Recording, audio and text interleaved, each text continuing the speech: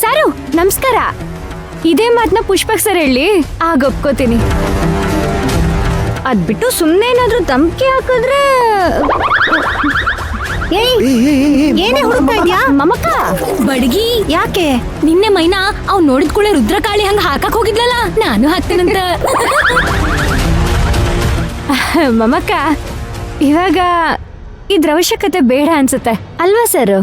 ನಾನು ಯಾಕೆ ಮಾತಾಡ್ಲಿ? ಪುಷ್ಪಕ್ ಸರ್ ಬರ್ತಾರೆ, ರಾಜೇಂದ್ರ ಸರ್ ಬರ್ತಾರೆ. ಅವ್ರ ಮುಂದೆ ನಿನ್ನ ಆಚೆ ಹಾಕಿಸ್ತೀನಿ, ನೋಡ್ತೀಯಾ? ಏ ಧ್ರುವ, ರೆಸಿಗ್ನೇಷನ್ ಕೊಟ್ಟು ಕಂಪ್ನಿ ಬಿಟ್ಟು ಹೋದ್ಮೇಲೆ ಮತ್ ಒಳಗ್ ಬರಬಾರ್ದು ಅಂತ ಪರಿಜ್ಞಾನ ಇಲ್ವಾ?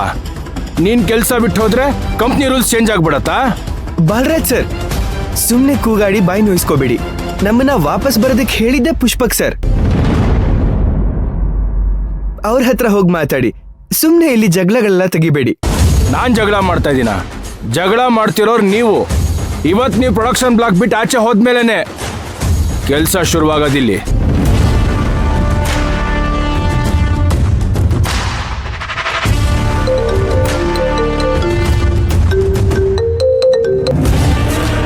ಹೇಳಿ ಬಾಲರಾಜ್.